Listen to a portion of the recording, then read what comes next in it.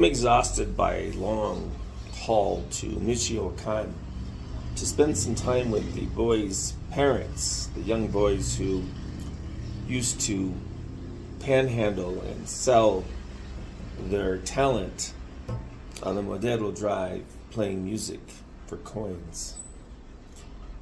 After seeing many videos of these boys over the last 4 or 5 years and working with them finally as they become young teens, moving into the adult world, I became more fascinated by what's happening in Mexico and the CDMX and the government.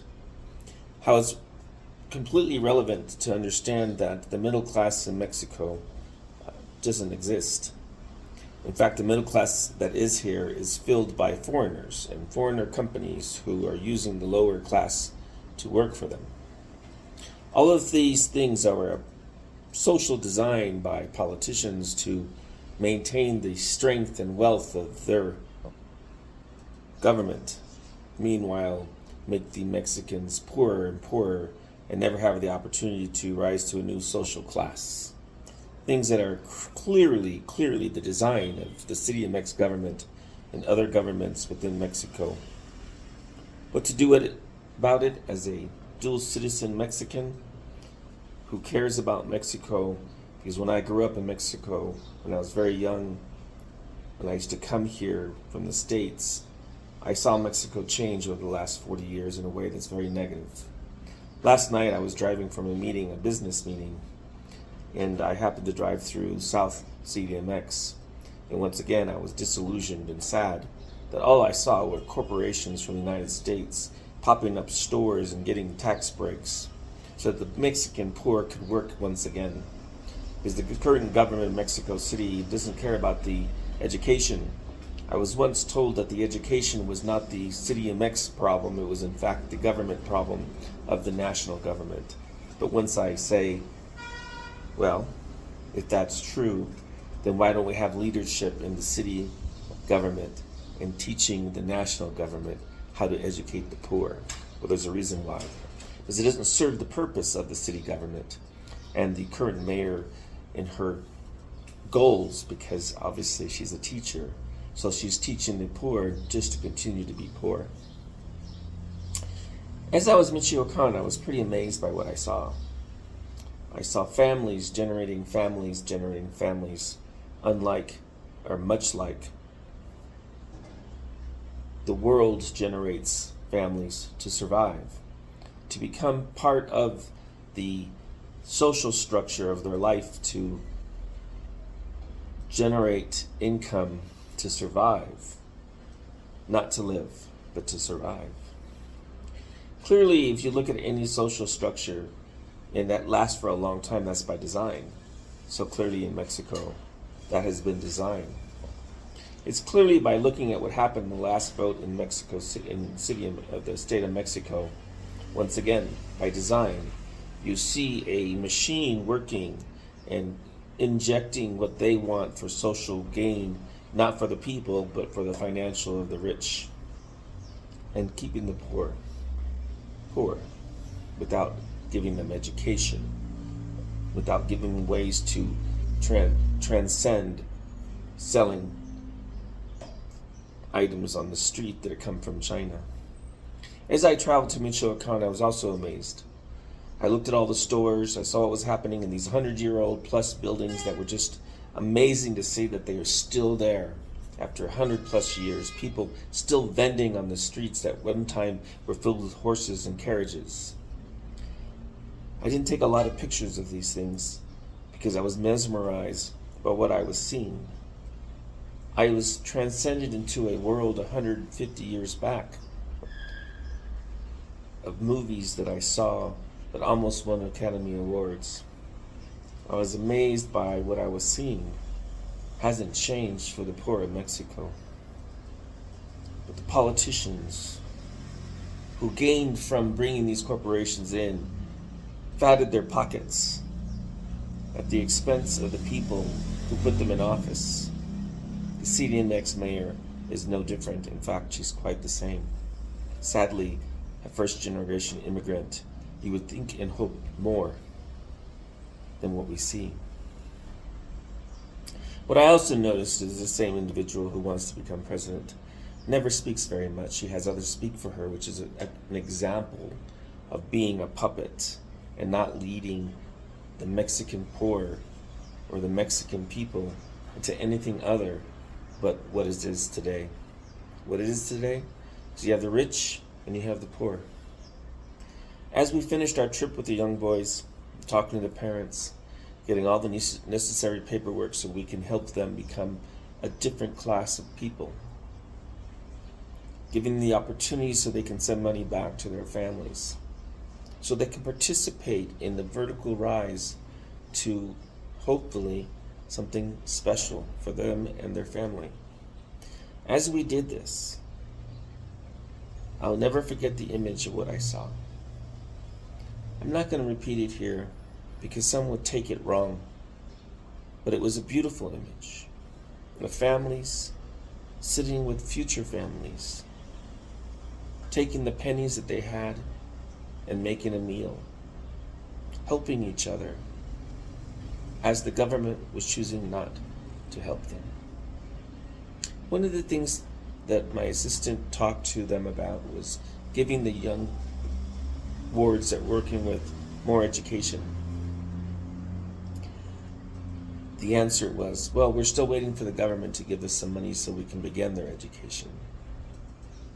And that's why the boys aren't so interested in education. Now, I do know that education isn't the gateway to everything. You have to work hard, you have to have opportunity, and you, more importantly, had to have a government who's willing to help you. Because if you don't, the rich will only help themselves. That is Mexico. My first political involvement was watching my brother, Al Pena, work with Vox in NAFTA. I was very proud of him and thought so much was going to happen. At the end of that experience working with Fox and John McCain, I realized Mexicans on both sides of the Rio would stay poor. I'm not saying some will make it, because some will cop out, some will work with the system, some will compromise so that they can have and they can be better than the others in their social class. And not help them, but help themselves. In the movie, The Searchers, John Wayne uses some Mexican bandidos in a restaurant to find the woman that the Indians stole, who no longer wanted to live with her family, but chose to live with the Indians. What's funny and sad is in that movie, the Mexicans were the bandidos who were paid to give information. They were the middlemen who took the money and food and ran. It's sad because that's not the Mexican people. That was a group of the Mexican people who sold out, just like we see many politicians today who've sold out for greed. First generation immigrants who came here on the whim and trust and love of Mexico to give them an opportunity, who's willing to sell out once again for money and fame. A woman, of all people. In this scene, the last scene, I was talking to my assistant about this particular scene, and I said I want to include that in the movie, that the government, if they give us the money, but they won't because it's too important to tell a story, and they want stories that are not real.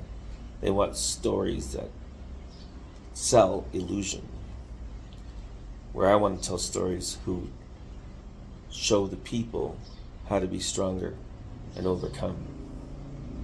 I said to him, maybe we can include this in the last scene. Rather intelligently, he said to me, well, maybe we could include it this way. It'd have stronger impact.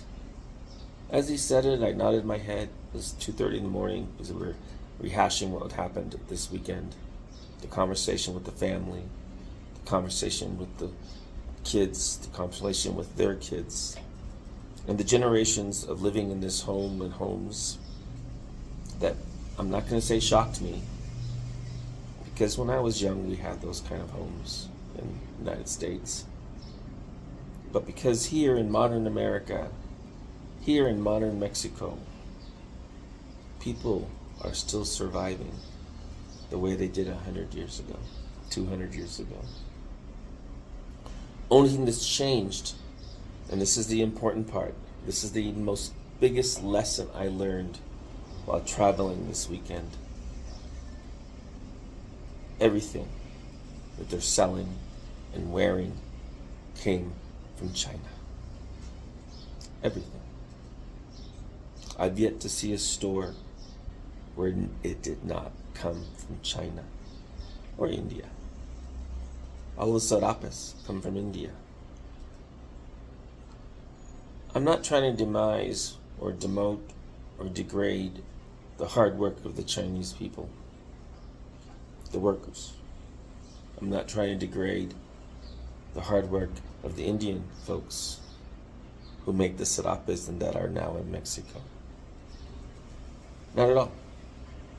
What I'm emphasizing is that as a government, Mexico has chose to take the fast track, to sell out the people, to keep them workers, to create social structures in Mexico that are not Mexican, but are a foreign injection of cash to fast track politicians to say they succeeded when all they've done is sell out Mexico. What's the solution? I can describe Mexico as injecting Botox into its economy with foreigners and foreign money, foreign jobs that don't include Mexicans. But what's the solution? I think I know a solution. I'm implementing a solution. I'm not talking. I'm not spitting lies.